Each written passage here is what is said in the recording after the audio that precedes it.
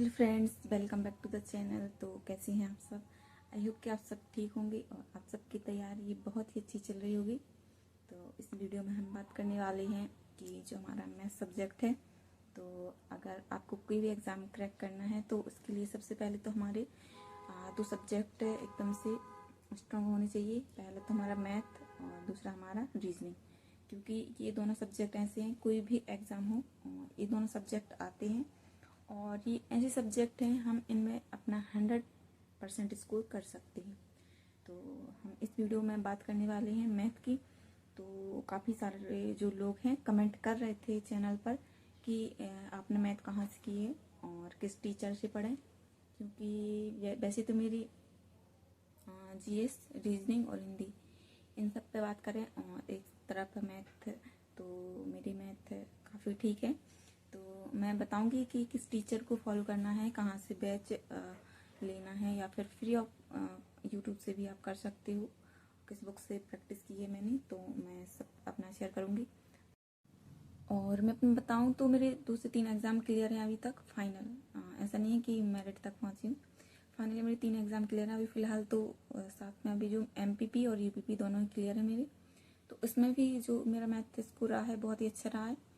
SSC GD मेरी math 19 हुई थी 20 में से, और यूपी पुलिस का जो एग्ज़ाम था अभी जो कैंसिल हुआ था उसमें मेरे शायद 19 क्वेश्चन थे या 20 थे, तो उसमें भी मेरे एक गलत हुआ था। और जो भी फिलहाल जो मतलब रिसेंटली हुआ है अगस्त में, तो उसमें भी मेरे जो डीआई वाला एक क्वेश्चन बहुत मतलब कैलकुलेटिव था, तो मैंने वो स्किप किया था और एक और क्वेश्चन था, तो मेरे मतलब उसमें भी 1-2 क्वेश्चन ही गलत हुए। तो मोस्टली जो मेरी मैथ रहती है तो 95% मेरी मैथ हो जाती है। और आप भी अगर ऐसे कोई भी एग्ज़ाम आपको क्लियर करना है, कोई भी एग्ज़ाम देना है, तो आप सबसे पहले तो मैथ रीजनिंग को अपना स्ट्रॉन्ग कीजिए। क्योंकि जीएस का देखो ऐसा रहता है कि अगर जीएस हुई तो अपनी और नहीं हुई तो किसी की नहीं, ऐसा रहता है। अगर उसमें पढ़ा हुआ आया तो ठीक है, और नहीं आया तो फिर उसमें तुक्का लगाना ही रहता है और नेगेटिव मार्किंग रहती है जिस एग्ज़ाम में, तो उसमें तो और भी ज़्यादा दिक्कत होती है। तो बस यही कहना चाहूँगी कि मैथ डिफ़िकल्ट नहीं है। बाकी सब लोग मान के चल रहे हैं कि मैथ इतनी हार्ड है, भाई इसमें आप 100% स्कोर भी तो ला रहे हो, तो उसमें थोड़ी सी प्रैक्टिस ज़्यादा चाहिए रहती है। तो वो तो हर सब्जेक्ट में ही चाहिए। बस ये रहता है कि आप एक बार पढ़ना स्टार्ट कर दो, फिर आपको मैथ सब्जेक्ट भी बहुत अच्छा लगने लगे।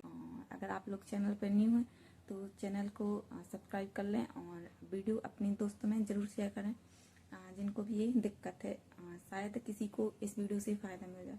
तो बस ये वीडियो बनाने का मेरा यही मतलब है, जिन बच्चों को थोड़ा मैथ से डर लगता है या मैथ वीक है, तो ये वीडियो उन्हीं लोगों के लिए है। क्योंकि मेरी मैथ मैं वैसे तो मैंने जो 12th है मैथ से की है, बट मेरी मैथ स्ट्रॉन्ग नहीं थी। और जब मैंने एग्ज़ाम की तैयारी की तो ये सोच के किया था कि भाई अगर किसी भी एग्ज़ाम में 4 सब्जेक्ट आएंगे तो उसमें से एक छोड़ सकते हैं। आई मीन जैसे 20 क्वेश्चन मैथ के आएंगे तो उसमें 5 या 8 ऐसे क्वेश्चन होंगे जो कोई भी बच्चा कर लेगा। तो मैंने ये सोच के किया था, और जब पढ़ना स्टार्ट किया, मैथ को पढ़ा, मैंने टेस्ट वगैरह बहुत लगाए, तो पता चला कि सब लोग मैथ इतना सॉल्व कर ले रहे हैं, और अगर टेस्ट में नंबर अच्छे नहीं आ रहे तो उसका एक सबसे बड़ा रीज़न मैथ भी हो सकता है। तो फिर मैंने मैथ पढ़ना स्टार्ट किया, काफ़ी टीचर्स ढूंढे, और फिर मैंने खुद से ही चूज़ किया कि हाँ ये कौन सही पढ़ा रहा, मुझे किसका समझ आ रहा। तो मुझे काफ़ी टाइम लग गया, तो इसलिए मैं अपने भाई बहनों को ये वीडियो ला रही हूँ कि आप लोग कहीं यहाँ वहाँ भटक ना जाओ। प्रॉपर एक टीचर को आप फॉलो करो, उसकी सारी जैसे उसने जितनी भी क्लासेस करा रखी हैं आप उन क्लासेस के नोट्स बना लो, या फिर आप कोई बुक ले आओ, तो उसी कॉन्सेप्ट के लिए कि आप बुक से प्रैक्टिस भी कर सकते हो। मैं अपना बता दूं कि मैंने अभी तक कोई बुक सॉल्व नहीं की है। जो आरडब्ल्यू पर खाकी बैच आया था तो मैंने उस बैच से अपनी जो बेसिक है तो उससे क्लियर किया। फिर दीपक पार्टी सर ने प्रैक्टिस सेट चलाए थे खाकी वाले यूपी पुलिस के लिए, तो फिर मैंने वहाँ से मैथ स्टार्ट किया, और समथिंग 200 के आसपास उसमें प्रैक्टिस सेट थी, तो मैंने 100-150 के आसपास लिए थे। फिर मैं खुद से ही मतलब मॉक टेस्ट वगैरह से पढ़ने लगी थी। तो जिसकी भी मैथ वीक है, सबसे पहले उसका पहला पॉइंट है कि बुक्स। तो बुक्स का मैं आपको बता चुकी हूँ कि मैंने कोई भी सॉल्व नहीं की है। ऑनलाइन जो क्लासेस चलती हैं आप उनकी पीडीएफ से भी सॉल्व करके मैथ सीख सकते हो। कोई ज़रूरी नहीं है कि आप कोई मैथ की जब तक बुक नहीं लोगी तो आपकी मैथ स्ट्रॉन्ग नहीं होगी, ऐसा बिल्कुल नहीं है। और सेकंड बात, आपको क्लासेस, तो मैं आपको बता दूं कि यूट्यूब पर एक तो खाकी बैच पड़ा है, और खाकी बैच के अलावा एक परिणाम बैच था सर का, एक वो हो गया। उसके बाद सर ने SSGD के लिए भी एक बैच लाया था अभी 2023 के लिए, तो आप वहाँ से भी देख सकते हो। ठीक है, उसके बाद ऑनलाइन ऑफलाइन, तो मैं ये बताना चाहूँगी कि अगर आप अभी 2025 के लिए कॉम्पिटिटिव एग्ज़ाम की तैयारी कर रहे हो, तो मैं तो कहती हूँ आपको ऑफलाइन ऑनलाइन दोनों तरह से तैयारी करनी चाहिए। तो ऑनलाइन आप क्लास लेके बुक से प्रैक्टिस कर सकते हो, या फिर आप मॉक टेस्ट वगैरह भी लगा सकते हो, जिससे टेक्स्ट बुक पर चैप्टर वाइज दिए रहते हैं, तो आप वहाँ से भी कर सकते हो। उसके बाद टीचर, तो टीचर तो मैं आपको बता दूँ, एक तो हमारे दीपक भाटी सर और अंकित भाटी सर और राहुल तिवतिया सर। तो Rahul Tewatia sir advance math पढ़ाते हैं, हालांकि UP और UPSI में अर्थमेटिक का जो रोल है ज़्यादा रहता है, तो साथ ही हमें अगर मैथ में 100% स्कोर चाहिए तो उसके लिए हमारी एडवांस मैथ भी अच्छी होनी चाहिए। तो आप दीपक सर और राहुल सर इन दोनों से मैथ्स पढ़ सकते हो, और कोई भी बच्चा जिसकी मैथ 0 है उसको भी समझ में आएगा, और आप वहाँ से पढ़ के 100% स्कोर भी कर सकते हो।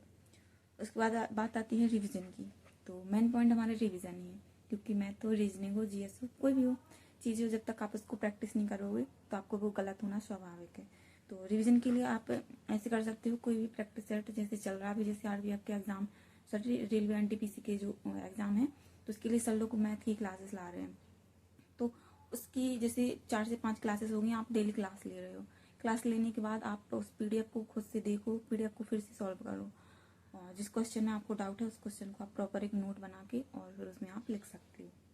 तो ऐसे रिवीजन का बता दिया। मॉक टेस्ट, तो आप जिस भी एग्ज़ाम की तैयारी करते हो उसमें मैथ जितने भी क्वेश्चन आते हैं, तो आप उनको जो टेस्ट लगाते हो, उस टेस्ट में आपके जो क्वेश्चन गलत हुए हैं आप उनको नोट कर लो, और आप ये देखो कि हमारा जो गलत हुआ है तो वो किस वजह से गलत हुआ है, या हमारा जो यहाँ पर बेसिक कॉन्सेप्ट है वो क्लियर नहीं था, या फिर कैलकुलेशन से गलत हुआ है।